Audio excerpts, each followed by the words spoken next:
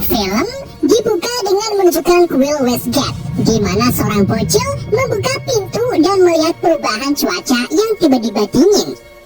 Ternyata perubahan cuaca itu disebabkan kemunculan siluman harimau putih yang ingin mengajak bocil itu bermain. Ketika siluman itu berubah menjadi manusia dan bermain dengan anak-anak, salah satu biksu muda menyadari kehadirannya dan langsung berdoa di depan patung Bodhisattva untuk mengusir siluman tersebut. Namun tiba-tiba gempa mulai mengguncang kuil dan seorang setengah dewa muncul di hadapan mereka. Sang demigod ini bernama Zouchu yang dikenal karena sering menyebabkan masalah dan membawa nasib buruk. Zouchu lalu menghadap ke siluman harimau putih dalam upayanya untuk menyelamatkan desa dari pengaruh jahat siluman harimau putih itu.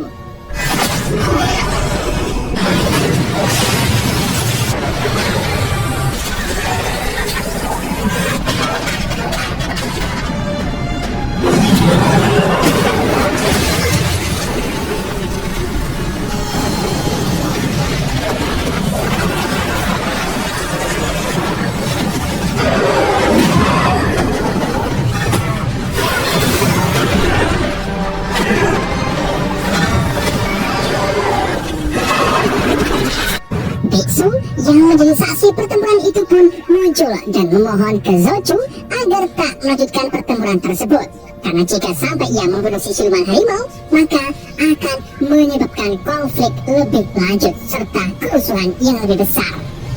Namun si Zhou ini menolak dan dengan sombongnya berpikir kalau ia mempunyai kekuatan dahsyat yang bisa melenyapkan kehidupan para bangsa siluman. Zouchu lalu melempar siluman harimau ke langit dan membawanya terbang.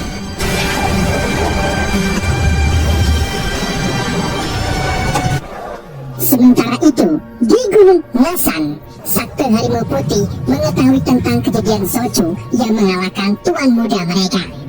Raja Harimau Putih pun marah besar dan memerintahkan seluruh pasukannya untuk menyerang serta menghancurkan desa Wujun yang merupakan rumah Zouchu. Sebagai balas dendam atas kematian putranya, Raja Harimau juga menawarkan hadiah khusus bagi siapa saja yang bisa temukan pintu akses masuk ke desa Wujun. Karena memang desa itu dilindungi mantra kuat yang mencegah para siluman memasukinya. Serangan yang akan dilakukan pasukan Harimau Putih ini kemudian sampai ke kuil Westgate.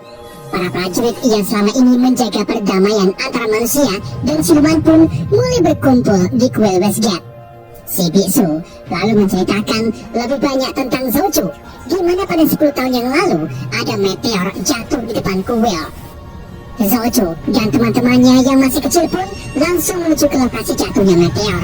Namun Zouchu yang agak tangil ini malah buang air kecil di batu tersebut. Dan seketika itu juga kilatan cahaya menyambar tubuh Zouchu. Ternyata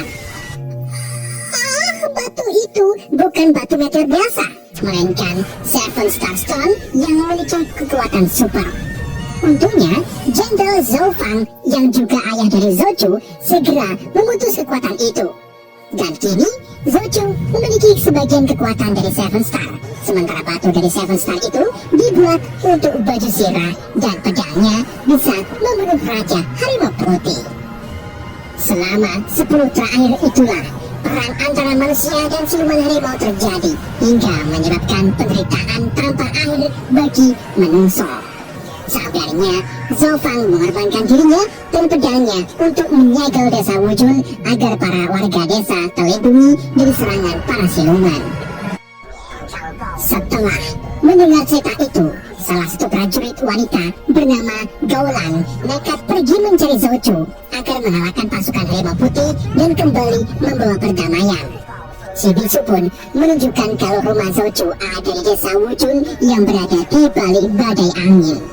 Namun, saat Gaulang memasuki desa Wujun, ia diikuti oleh siluman naga putih yang mengambil kesempatan itu untuk masuk ke desa Wujun.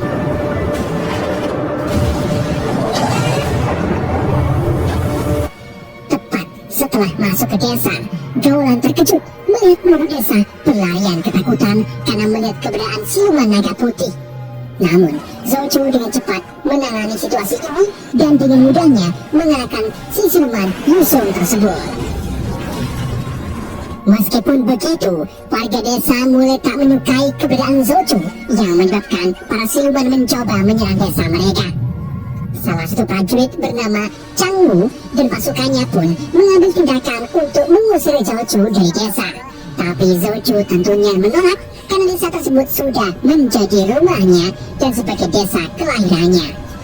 Karena hal itu, Zouchu pun terlibat pertempuran dengan mereka.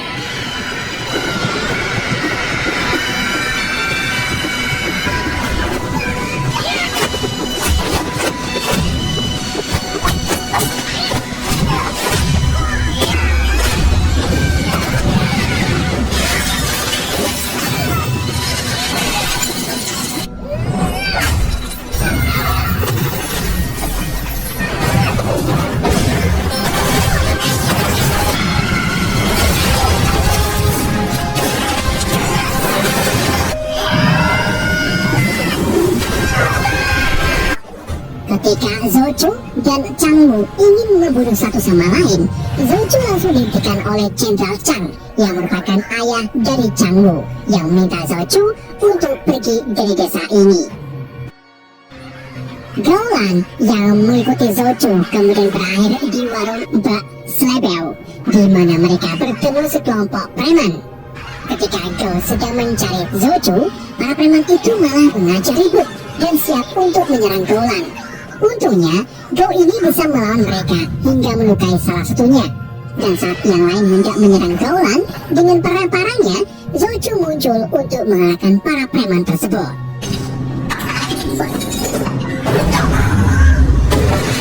Setelah kejadian itu, Gaulan mengungkapkan tujuannya mencari Zouchu, yaitu untuk memohon Zouchu mengalahkan sakti siluman harimau putih agar peperangan tak berlanjut lagi. Meskipun keberadaannya sudah tidak diinginkan lagi bagi Dewasa Wujun, tapi Zouchu tergerak untuk membantu melawan siluman harimau. Keduanya lalu pergi ke rumah tua milik orang tua Zouchu. Saat sampai di sana, Zouchu mengingat masa kecilnya yang dimarahi bapaknya karena sering top up Diamond Mobile Legends. Meskipun begitu, Zouchu merasa rindu karena tak bisa bertemu dengan orang tuanya lagi. Keesokan harinya, Zouchu terkejut mendengar kabar kalau Jenderal Chang meninggal. Diketahui kalau Chang Wu sendirilah yang membunuh ayahnya karena ingin mengambil tahta sebagai jenderal dan bisa menjadi satu-satunya pemimpin di desa Wujun. Dan lebih parahnya lagi, Chang Wu juga membuat gosip yang menuduh Zouchu sebagai dalang di balik kematian Jenderal Chang. Rencana licik Chang Wu menghasut para warga agar membenci Zouchu pun akhirnya berhasil. Di malam harinya, saat upacara pemakaman Jenderal Chang, Zouchu datang sebagai penghormatan terakhir. Akan tetapi, Chang Wu malah menyuruh pasukannya untuk menembakkan panah ke arah Zouchu. Namun tak ada satupun anak panah yang mengenai kulit Zouchu. Di waktu yang sama, Raja Harimau Putih muncul untuk membalaskan dendam atas kematian putranya di tangan Zouchu.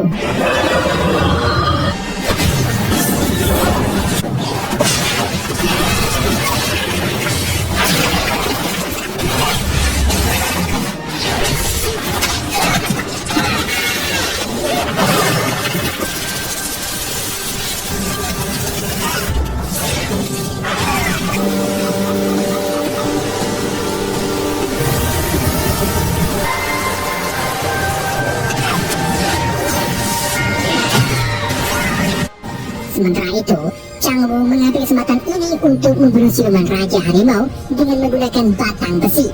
Namun, si Raja Harimau malah menangkap besi itu dan mencoba menusukkannya ke Zouchu. Raja Harimau juga melilitkan besi itu di sekitar tangannya dan langsung memukul Zouchu. Setelah pukulan dasar dari si Raja Harimau, kekuatan Seven Star yang ada di tubuh Zouchu menghilang. Tak hanya itu saja, Raja Harimau juga membawa Zouchu terbang setinggi mungkin dan melemparkannya dengan sekuat tenaga. Tak puas sampai di situ, Raja Harimau Putih lalu lanjut mengamuk dan berniat menghancurkan desa Wujun.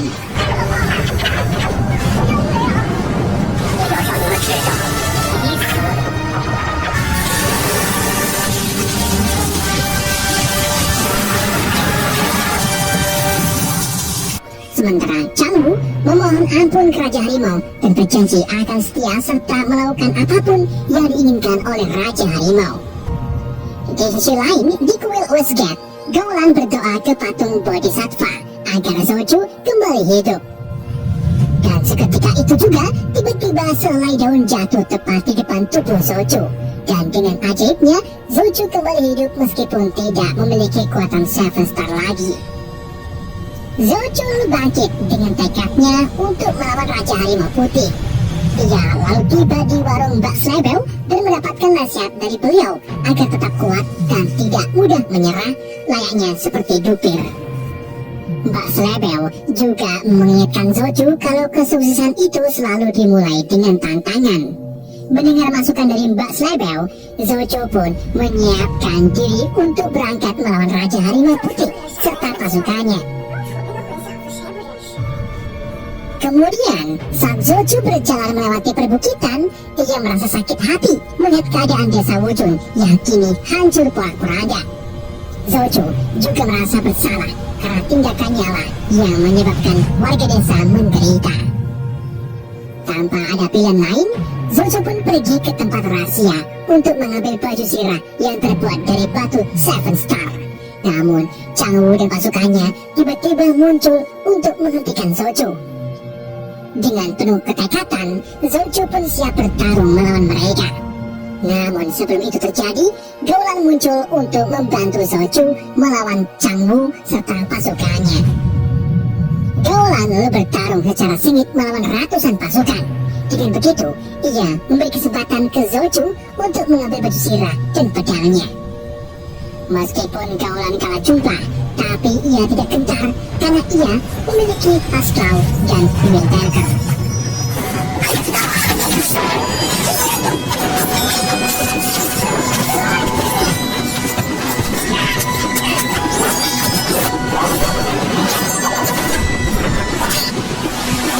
Sementara itu, di ruangan rahasia, Zoju berhasil menemukan baju sirah serta pedang peninggalan ayahnya. Ia lalu dengan cermat mengikuti perasaannya membaca instruksi pemakaian baju sirah tersebut. Di saat itulah, gelombang energi dari kekuatan Seven Star mulai muncul di dalam dirinya. Kita lalu kembali lagi ke Gaulan yang berjuang untuk hidupnya melawan pasukan Chang Wu. Dan saat dirinya tak bisa lagi melawan, Chang Wu mengambil kesempatan ini untuk membunuhnya. Tapi untungnya, Zoju datang tepat waktu dan melancarkan pukulan kuat ke arah Chang Wu hingga membuat Chang Wu terlempar jauh. Zoju lalu membawa Gaulan ke tempat yang aman dan memastikan kalau ia baik-baik saja. Setelah itu, ia lanjut mencari Raja Harimau Putih menggunakan kekuatan dari Seven Star yang baru dipulihkan melalui baju sirah dan pedangnya. Karena memang kekuatan barunya ini lebih hebat dari sebelumnya, bahkan bisa melacak keberadaan sang musuh. Zoju lalu pergi ke kuil Westgate, di mana ia bertemu dengan Sakti Harimau Putih yang sedang bersiap membantai para biksu dan prajurit lainnya. Dengan tekadnya, Zoju kemudian melakukan aksi ganasnya menghajar pasukan musuh. Namun, Raja Harimau bukanlah orang yang mudah dikalahkan. Ia dengan cepat bergerak menuju Zoju dan langsung menyerangnya hingga terpental jauh.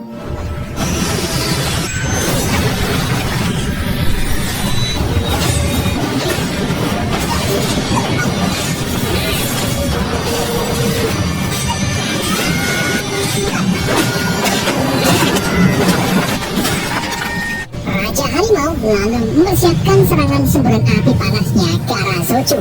Namun Zoju beberapa kali berhasil mengejarnya.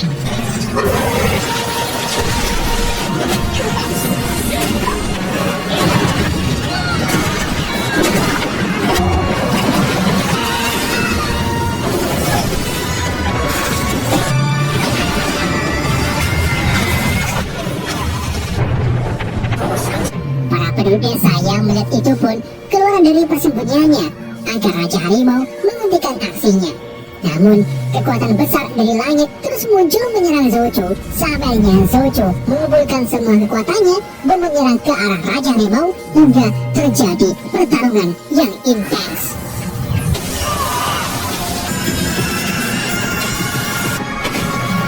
Saat keduanya melepaskan kekuatan penuh mereka, ledakan besar di langit terjadi hingga menerangi seluruh wilayah di sekitarnya.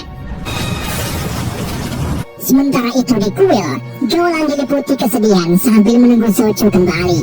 Meskipun sebenarnya sedikit kemungkinan Zouchu untuk hidup setelah pertempuran tadi. Beberapa waktu kemudian, kini Gaulan mengambil alih tanggung jawab untuk membersihkan dan merawat rumah tua milik keluarga Zouchu. Sehingga akhirnya, penduduk desa selalu mengingatkan pengorbanan Zouchu melawan siluman Raja Harimau. Lalu, saat Gaulan sedang merawat tanamannya, bintang jatuh tiba-tiba meleset di atas langit. Gaulan pun terlihat beringas-beringis karena kemungkinan itu sebagai tanda kalau Zouchu kembali hidup. Dan film pun berakhir. Film dibuka dengan anak laki-laki bernama Mengyang yang melihat seorang prajurit di tengah hujan lebat. Mengyang pun menjadi ketakutan dan bergegas ke ayahnya yang sedang membuat pedang. Ternyata ayah Mengyang ini adalah Meng Zizi, orang yang cukup terkenal karena mahir dalam membuat pedang di seluruh Tiongkok. Bahkan Ezar pun memintanya untuk membuat pedang istimewa yang disebut sebagai Hanwam. Saking istimewanya, banyak orang yang menyerang untuk mengambil pedang tersebut. Jadi Meng Zizi segera membuat pedang kuat lainnya yang dinamai Chongying untuk melawan pedang ajaib Hanwam. Sementara itu, di depan Meng Zizi kerja, terjadi perkelahian besar antara orang-orang yang ingin melindungi Meng Zizi dengan para prajurit. Selang beberapa saat setelah Meng Zizi menyelesaikan pedang Chongying, ia menyuruh Mengyang pergi melarikan diri sambil memberikan pedang Chongying yang baru saja setengah jadi. Meng Zizi lalu mendorong Mengyang ke dalam sungai sebelum akhirnya ia ditangkap oleh para prajurit. Pemimpin prajurit yang bernama Zhao Han lalu merebut pedang Hanwam dan kemudian membunuh Meng Zizi. Scene lalu menampilkan saat Mengyang sudah tumbuh remaja dan menjadi nakal bersama teman-temannya yaitu Galau dan Zuko. Mereka sering mengganggu orang yang lewat di depan tongkrongan mereka. Lalu, di suatu hari saat mereka mencoba merampok sejumlah emas dari seorang pria, Mengyang pun mengeluarkan pedang Chongying-nya, namun langsung dihentikan oleh pria tersebut yang memiliki refleks sangat cepat. Mengyang pun tak lagi-lagi berani dengan pria tersebut. Di waktu yang sama, pria misterius itu menyadari pedang yang dimiliki Mengyang dan menanyakan dari mana ia mendapatkannya. Namun, Mengyang dengan kembetinya tak mau memberitahu asal pedang tersebut. Pria itu juga tak terlalu peduli dan pergi begitu saja setelah memberi Mengyang sebuah liontin giok.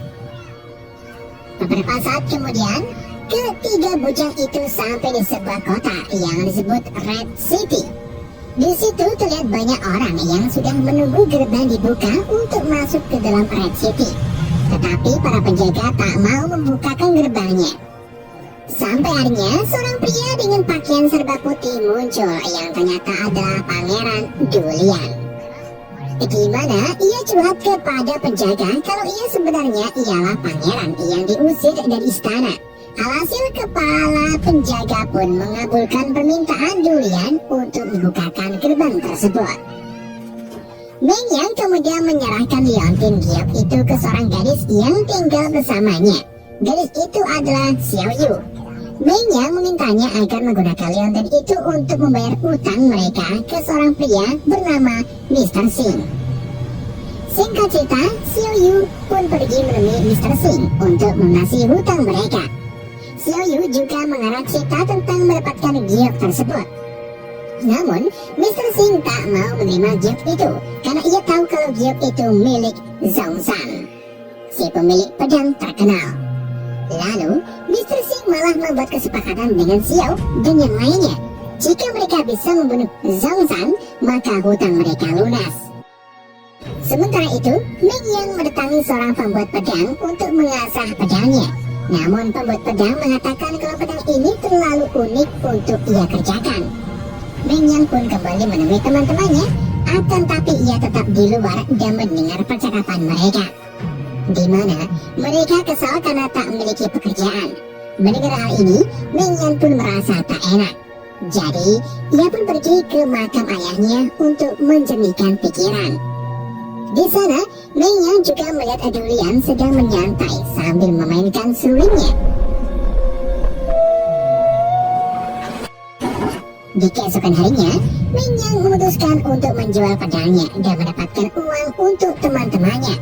Akan tapi, Xiao Yu tiba-tiba muncul dan langsung menghentikannya.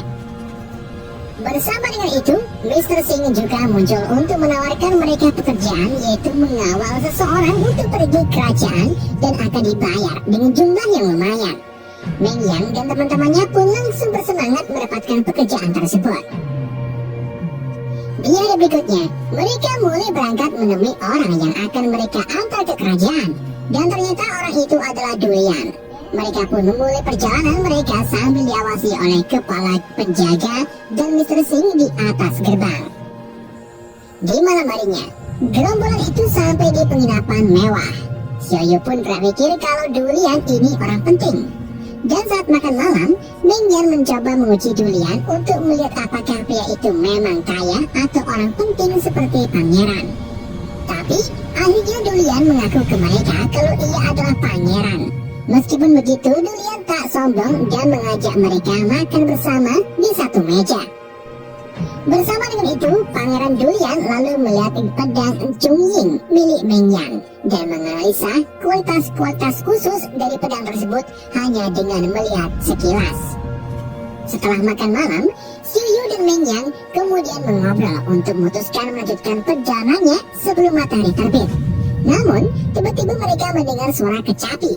Ternyata, musik itu sebagai tanda untuk sekelompok penjahat untuk menyerang. Seketika kelompok penjahat itu pun mengejar dan menyerang Pangeran Dulian. Pertarungan antara gerombolan Meng Yan dan sekelompok penjahatan pun terjadi.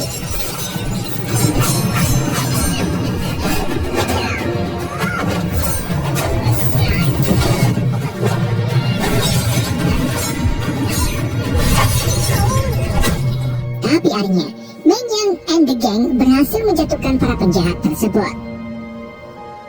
Si pemain kecapi itu lalu muncul, dan pria itu adalah Zhong San. Meng Yan pun terkejut karena pedangnya tiba-tiba menyala tepat setelah Zhong San muncul. Di saat itulah, Zhong langsung melakukan serangan ke Pangeran Dulian. Namun, Meng Yan berhasil menghentikannya dengan serangan pedangnya dan membuat Zhong serta kelompoknya mundur. Tetapi, salah satu anak buah Zhong dengan sengaja menyalakan api dan membakar penginapan tersebut. Untungnya, Meng Yan dan yang lainnya berhasil menyelamatkan diri. Karena perjalanan mereka terlalu beresiko, Pangeran Dulian pun memutuskan untuk melanjutkan perjalanannya sendirian. Namun Meng Yan menolak dan ia malah minta Xiao Yu untuk membawa yang lain pulang, sedangkan Meng Yan menemani Pangeran Dulian melanjutkan perjalanannya.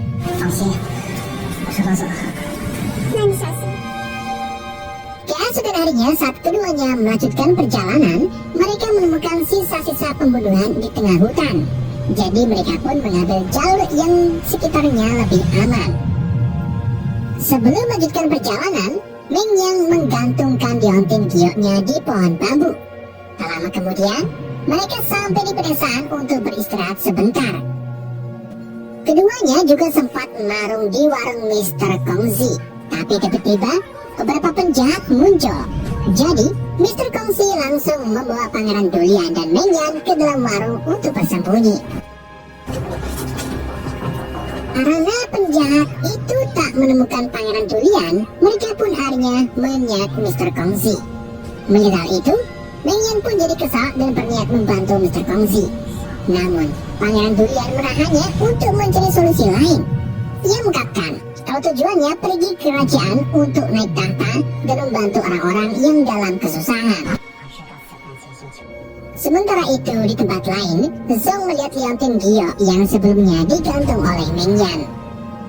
Di malam harinya, Meng Yan dan Pangeran Dulian mengobrol membahas bagaimana Pangeran Dulian terpaksa pergi ke Red City karena ada yang menuduhnya tak mengikuti aturan sang raya. Bahkan, orang itu juga berencana untuk membunuhnya jika Pangeran Dulian kembali ke kerajaan. Di tengah obrolan itu, Meng Yan lalu pergi sebentar untuk pipis. Namun di saat itulah Zhou muncul dan menanyai Meng Yan dari mana ia mendapatkan pedang Chungying tersebut. Akan tapi Meng Yan menolak untuk menjawab pertanyaan itu dan bersiap untuk memulai pertarungan. Di waktu yang sama, mereka mendengar suara aneh yang ternyata adalah teman-teman Meng Yan yang kembali lagi untuk membantunya. Ketika Meng Yan dan yang lainnya mencoba pergi, Zhou serta anak buahnya segera melakukan serangan ke mereka. Di tengah pelarian mereka, Galuh tersandung yang kemudian dibantu oleh Zuko. Dan saat Meng Yan ingin membantu, Pangeran Dulian menghentikannya karena itu terlalu berbahaya. Alhasil, Galuh dan Zuko pun mati di tangan anak buah Zhou. Sedangkan Pangeran Dulian, Meng Yan, dan Xiao Yu berhasil melarikan diri dan tergelincir di jurang. Meng Yan pun jadi kesal karena kehilangan sahabat-sahabatnya. Selang tak lama, sekelompok pemberontak menemukan mereka dan membawa mereka ke Komandan Zhou. Awalnya, Komandan Zhou tak mengenali Pangeran Dulian, tapi setelah Pangeran menceritakan tentang kejadian yang dialaminya, Komandan Zhou merasa kasihan dan membiarkan mereka istirahat sebentar. Di malam harinya, Pangeran Dulian menemui Komandan Zhou untuk mengucapkan terima kasih karena membiarkan mereka beristirahat. Dulian lalu memperhatikan beberapa bilah kayu yang berisi puisi lama yang tertulis di atasnya dan bisa menyelesaikan puisi-puisinya yang belum selesai. Komandan Zhou pun kagum dengan kecerdasan Pangeran Dulian dan menyarankan agar Pangeran sementara waktu tinggal bersama mereka. Tak lama kemudian, Pangeran Dulian melihat Meng Yan sedang melatih kemampuan bela dirinya. Dulian pun bergabung untuk memberikan beberapa tips saat bertarung menggunakan pedang. Sang pangeran mengajari Meng Yan agar yakin pada diri sendiri meskipun pedang Chungying sudah agak tumpul karena tak pernah diasah. Di pagi harinya, Meng Yan, Pangeran, dan Xiao Yu melihat jalan keluar di dalam goa tempat para pemberontak berkumpul. Tapi sebelum mereka kabur, Komandan Zhou berhasil menangkap mereka dan menyadari kalau ia sudah membantu Pangeran Dulian. Tapi mereka malah mencoba pergi begitu saja. Komandan Zhou pun tanpa ragu menyuruh anak buahnya untuk mengeksekusi Pangeran Dulian dengan cara dibakar. Dan saat Dulian akan dieksekusi, Meng Yan mengajukan diri untuk menyalakan apinya. Tapi tentunya hal itu tidak dilakukan Meng Yan karena ia malah memanfaatkan momen ini dengan mengatakan kalau Pangeran Dulian ini sangatlah baik. Bahkan, istri Komandan Zhou juga setuju dengan pernyataan Meng Yan. Mendengar hal itu, Komandan Zhou pun berubah pikiran dengan membebaskan Pangeran Dulian. Tak hanya itu, Komandan juga memberi arah jalan tercepat untuk menuju ke kerajaan. Dan akhirnya, mereka pun melanjutkan perjalanannya kembali. Di lain tempat, Zhou memutuskan untuk berhenti dari pekerjaannya dan menyerahkan pedang Hanwang-nya ke Jenderal Zhou Han. Namun, keputusan Zhou itu membuat Jenderal marah sampai-sampai ingin membunuh Zhou menggunakan pedang tersebut. Untungnya, Zhou dengan cepat menghindar dan mengancam balik sang jenderal menggunakan pisau. Sementara itu, Meng Yan dan yang lainnya melintasi sungai Han menggunakan ketek. Meng Yan dan Dulian lalu mulai mengobrol tentang pedang Chungying milik Meng Yan yang diberikan oleh ayahnya. Pangeran Dulian juga mengucapkan terima kasihnya ke Meng Yan karena sudah membantu melepaskan Dulian dari sekelompok pemberontak. Tak lama setelah mereka sampai di daratan, Zhou muncul lagi tapi langsung pergi begitu saja. Kini, Meng Yan dan yang lainnya hampir sampai di kerajaan. Namun lagi-lagi mereka dihadapi dengan rintangan lain, yaitu munculnya Jenderal Zhou Han bersama pasukannya. Dan saat Meng Yan melihat pedang Hanwang yang dibawa oleh Zhou Han, ia menyadari kalau pedang itulah yang digunakan untuk membunuh ayah Meng Yan. Karena dendam lama, Meng Yan pun segera menyerang jenderal dan pertarungan antara mereka akhirnya terjadi. Sayangnya, dalam pertarungan ini, Meng Yan bukanlah pemenangnya. Jadi, Pangeran Dulian menawarkan dirinya untuk disandra. Dan sebagai gantinya, mereka harus melepaskan Meng Yan serta Xiao Yu. Di malam harinya, Meng Yan dan Xiao Yu duduk bareng sambil melihat sunset. Xiaoyu yang tak kuat menahan lukanya pun akhirnya menyerah dan mati di rangkulan Meng Yan. Setelah kehilangan Xiaoyu serta teman-temannya, Meng Yan memutuskan untuk membuang pedang Chongying-nya. Sementara itu, Pangeran Dulian sampai di kerajaan dan melihat ayahnya yang sudah sekarat karena sakit. Tapi, kesedihannya malah bertambah karena Jenderal Zhou Han tanpa ragu membunuh Kaisar tepat di depan Pangeran Dulian. Dan parahnya lagi, Jenderal Zhou Han dengan sengaja menempatkan pedangnya di tangan Dulian dan menikam dirinya sendiri. Seolah-olah Dulianlah yang membunuh Zhou Han. Alhasil, Dulian pun ditangkap dan dikurung. Sedangkan Zhou Han yang pura-pura mati tersenyum bahagia. Di sisi lain, Meng Yan kembali ke tempat persembunyiannya para pemberontak. Tapi di sana ia malah mendapati semua orang terbunuh dengan kejam. Di sini ia lalu bertemu dengan Zhong. Ia mengungkapkan kalau kekacauan ini semua sudah diatur oleh Jenderal Zhou Han. Zhong juga mengatakan kalau pedang Chongying milik Meng Yan ini sangat istimewa dan berpotensi mengalahkan pedang Han Wang. Mengetahui hal itu, Meng Yan akhirnya memutuskan untuk mengambil kembali pedang Chongying yang sebelumnya sudah ia buang. Tak lama kemudian, Meng Yan menemukan pedangnya tertancap di bebatuan.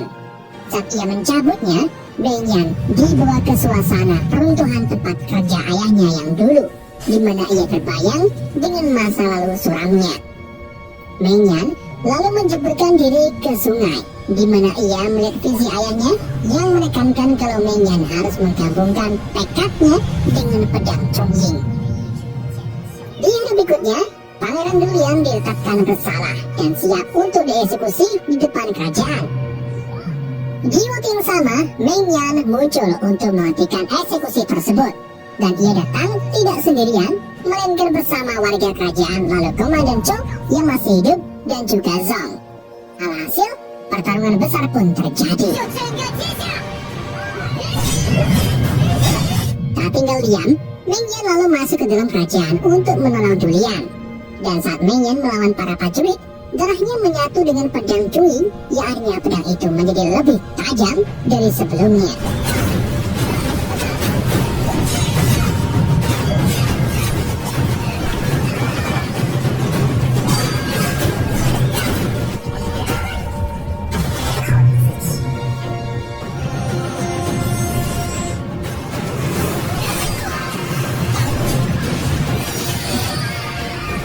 Kini hanya tersisa satu musuh, yaitu Jenderal Zhou Han.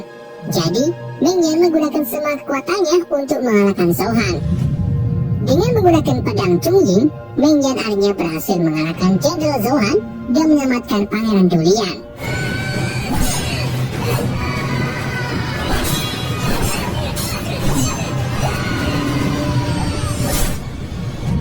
Para warga kemudian mulai bersorak-sorai setelah melihat Pangeran Dulian yang masih selamat.